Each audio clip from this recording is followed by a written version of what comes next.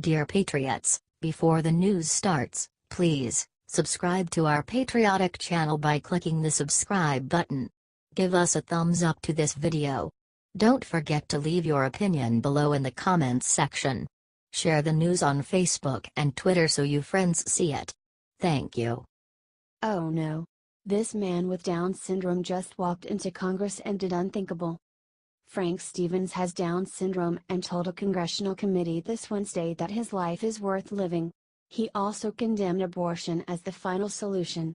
He said that abortion advocates would kill babies like him. Seriously, I don't feel I should have to justify my existence. Is there really no place for us in the world? Mr. Stevens, a screen actor, told the Congress. Surely happiness is worth something. Watch the incredible video below. Let's be America, not Iceland or Denmark, Stevens said, referring to recent reports chronicling the near 100% abortion rate of unborn children diagnosed with Down syndrome in those countries. According to Breitbart, the vast majority of women in Iceland that have kids that test positive with Down syndrome abort the children. This is seen as progressive. Share this if you think that wonderful people like Stevens above have the right to live. Spread his amazing message, y'all. God bless every child, born or unborn.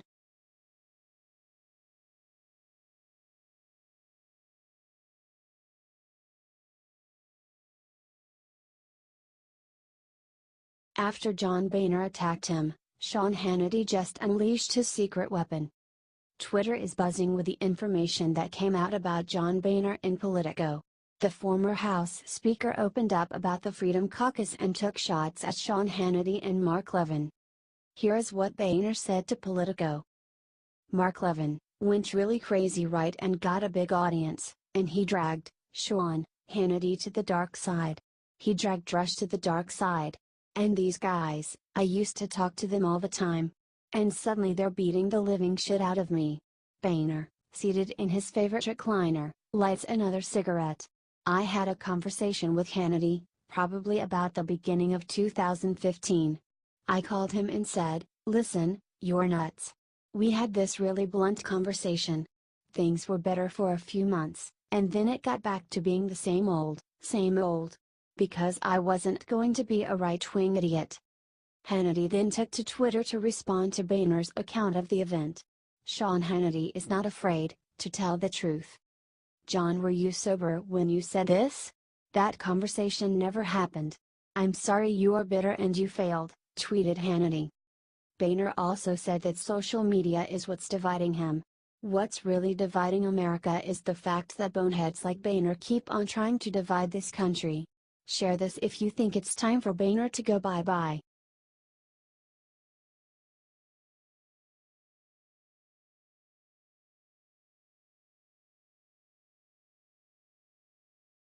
Shock report: new book blows the lid off of Obama's insidious plan to destroy Trump, and everyone has got to see it right now. An explosive new book by Edward Klein is making stunning accusations of former President Barack Obama, claiming that Obama and one of his top aides had formed a plot around Christmas to destroy the then president-elect. The Washington Times reports on an excerpt of the book, entitled All Out War, which claims that former National Security Advisor Susan Rice hatched plans to unmask, or disclose, the names of several Trump campaign associates who were mentioned or whose conversations were captured in intelligence intercepts of Russian officials. According to Klein, Obama was in on it the whole time. He knew Rice wanted to encourage leaks to the Washington Post and the New York Times, accusing Trump and his campaign of colluding with Russian President Vladimir Putin in the American presidential election. If Rice's plot succeeded, that is, if it could be proved that Trump had colluded with Putin during the campaign, or, later, if it could be proved that he had tried to prevent an investigation into such collusion, Trump would likely face charges of impeachment. Klein added that during the dinner that Rice explained her idea, Michelle Obama had expressed her own reservations, saying that the plot could bite us in the ass. This plan might have been at work in January, when, according to the New York Times, Barack Obama expanded the National Security Agency's ability to share globally intercepted personal communications with 16 other intelligence agencies before privacy protections were applied, significantly increasing the likelihood of leaks. Edward Klein is a former editor of the New York Times who has written critically of Obama and Hillary Clinton in the past. This book sounds like a fantastic read, and if the claims turn out being true, Michelle Obama might just be right about things coming back to bite them in the ass. Share this out 10,000 times. HT Washington Times.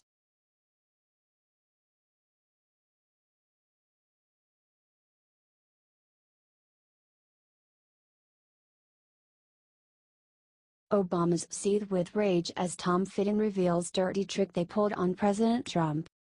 The news broke this morning about the Paul Manafort indictments, and the Washington press corps is in a feeding frenzy. That story will suck all the oxygen out of the room, and that is a shame because Tom Fitton dropped an absolute bombshell this morning on Fox and Friends.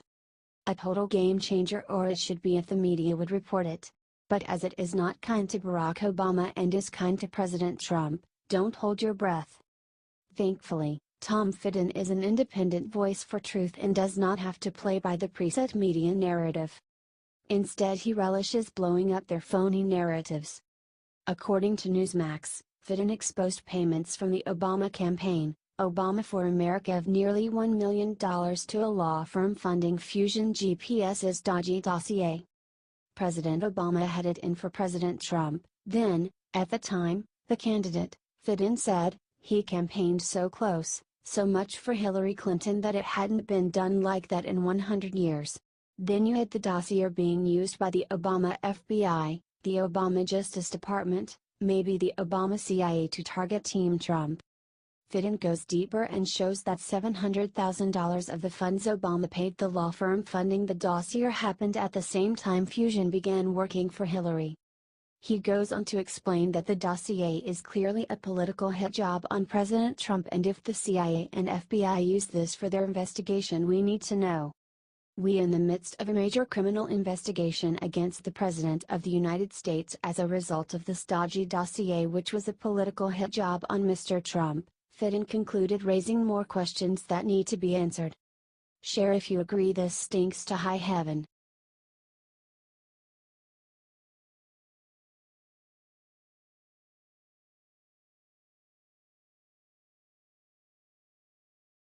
Seconds ago, Robert Mueller charged two people close to Trump. Look who it is.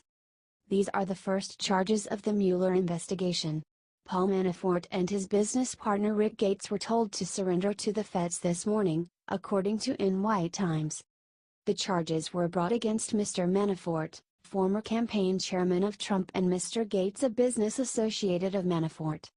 Manafort has been under investigation for violations of tax law, money laundering, and his foreign lobbying.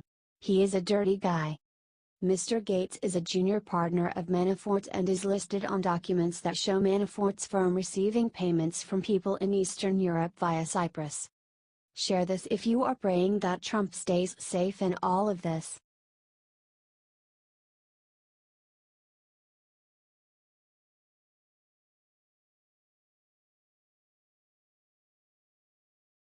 After getting caught for sex assault, Kevin Spacey admitted the biggest secret in Hollywood. Kevin Spacey just came out as gay after it came out that decades ago he made a sexual advance on a 14-year-old actor in an apology that he posted on Sunday night. In an interview with BuzzFeed, Star Trek, Discovery and Broadway star Rapp said that Spacey made unwanted sexual advances on him. Keep in mind this was back in 1986 when both of them had shows on Broadway. Spacey allegedly invited him to a party in the apartment, and apparently, Spacey grabbed him and carried him to his bed. He picked me up like a groom picks up the bride over the threshold. But I don't, squirm away initially, because I'm like, what's going on? And then he lays down on top of me. He was trying to seduce me, Rapp continued. I don't know if I would have used that language. But I was aware that he was trying to get with me sexually.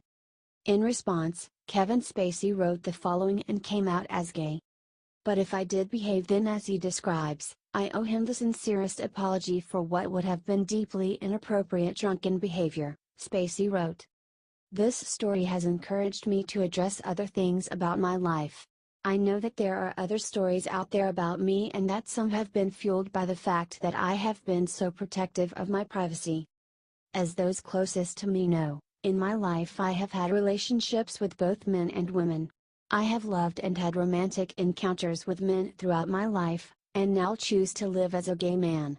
I want to deal with this honestly and openly, and that starts with examining my own behavior. Share this to show the world how rotten Hollywood is. Will you be watching Kevin Spacey anytime soon?